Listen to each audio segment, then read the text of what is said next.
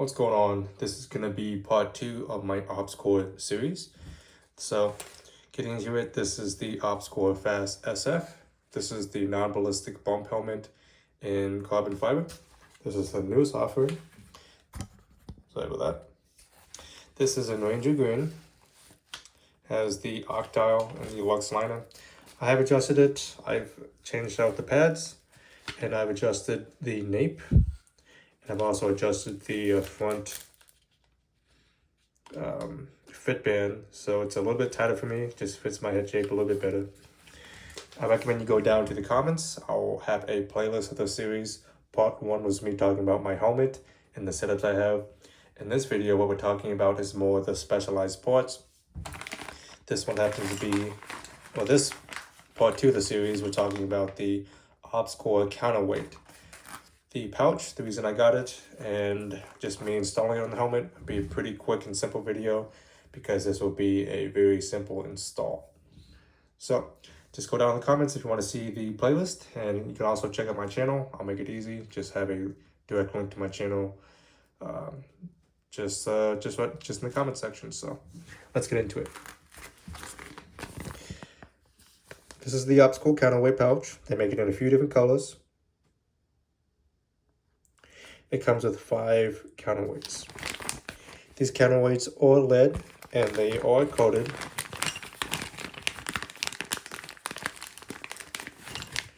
So some has some sort of paint coating, which is optimal. You know, you don't want to be handling bare lead. It also comes with a few different screws. A 24mm if you're using a ballistic helmet, or a 17.5 if you're using a bump, which I should be using. Those a little bit longer screws are in a different helmet, so I'm just going to use my pre-existing screws that are already on here. I think the existing screws are 15mm in length, but it will work fine.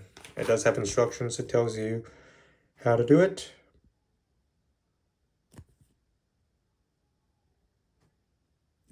Here's that. So it's a very simple install. What it is you have your, I guess, corresponding groove, and this just goes underneath this bolt. You have a little bit of Velcro that also secures it in place, but the primary attachment is just putting these grooves on top of the bolt. So I am going to use my pre-existing screws. You can see the screws actually protruding out of the nut a few, I guess, turns. And so when I install the actual counterweight pouch, it's going to be basically flush. You know, is it more optimal to use the existing longer screws? It probably is, but I'm just going to use the ones that are, I guess, already installed. So I currently have my counterweight helmet set up with 2 lead weights. The reason why is because I want a pretty lightweight night vision setup. For my night vision, I'm running the Wilcox G24. This is the AX14 Pro mount, so it's an articulating NVG mount, and a PVS14. So pretty relatively lightweight. If I was running dual tubes, you might want to run more weight, for example. These are a elastic, I guess, shell. So you could put batteries in here, you could put different things. Each weight is it's a little bit less than 2 ounces. So 5 weights total adds up to actually almost a pound. I think it's 0.85 pounds, 0.85. So actually a little bit more. I'd say closer to 3 point something ounces, because that'd be close to, I don't know if I would be close to a pound at that point. So I'm only running 2 because I'm running a lightweight night vision setup. And getting into it, you do want to run a counterweight. This is a pretty lightweight helmet. I think the total system is about a pound. And so when you add, I'd say this is, we'll say a pound for posterity's sakes. But when you run the night vision on, it's going to tilt it forward. I have temporarily tried to see how it go, and you really are overcompensating with your neck, and you're always having to tilt your head back. It's just not optimal. You can slightly get away with it if you're running a ballistic helmet because you have more weight distributed without running the counterweight, but I found that I'd have to really tighten down my helmet straps, and I wasn't able to run my NVGs without my helmet strapped buckled in and tightened down. So with counterweight, it's going to be more comfortable.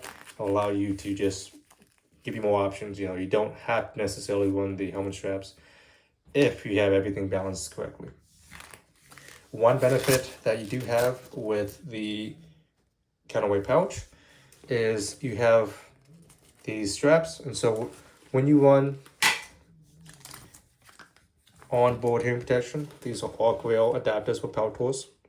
I'm not going to be running these ones. These are going to be backups. But so when you run the arc rail adapters for your power tool onboard hearing protection, you can have excess wires, and these are for the electronic aspect of hearing protection. You know, you see it on these power tools.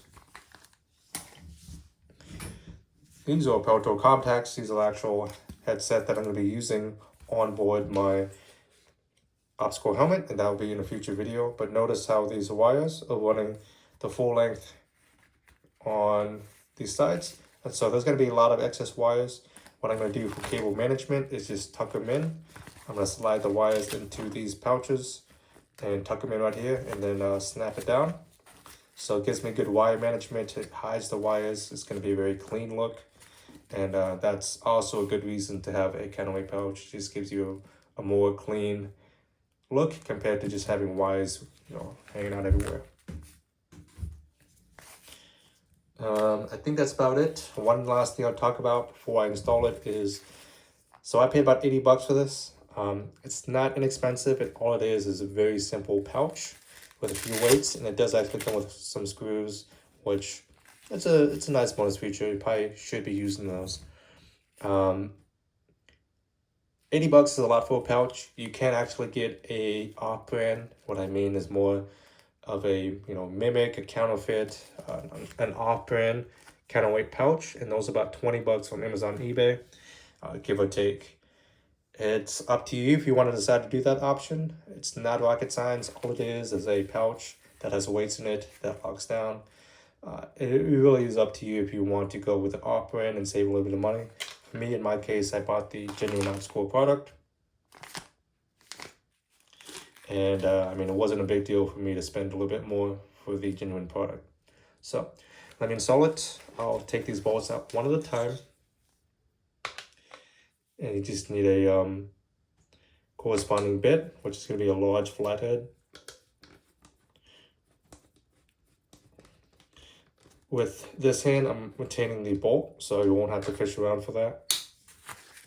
So when you install it, just try to keep it as tight as you can. You are going to be able to finalize it before you do it. Looks like I'm going to have to tighten it down because there's a little bit of slack.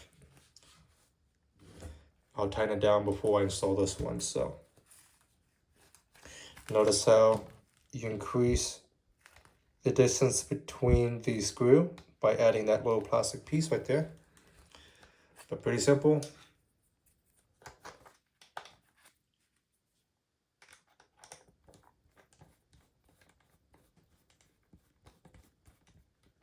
It is not yet caught. It feels like it should over there. Let's try again.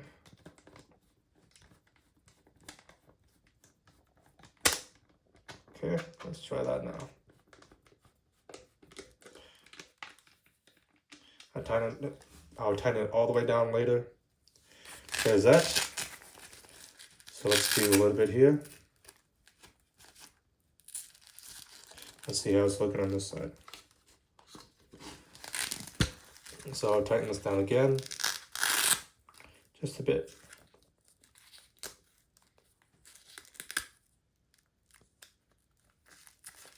See how we're looking? This should be pretty good.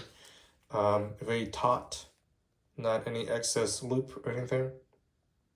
So that should be good. So let me uninstall this.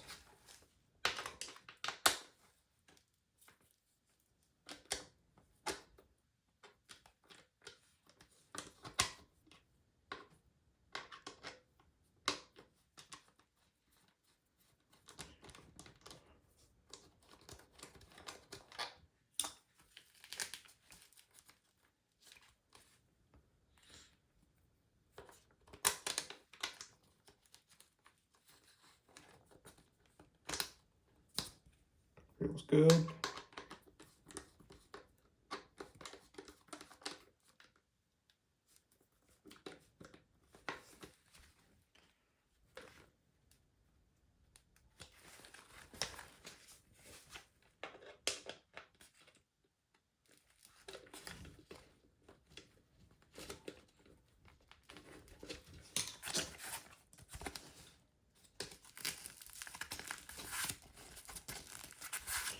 Okay, there it is installed. The optical counterweight pouch. Here's modular. You can add different weights. You can add batteries, things technically that would fit in there.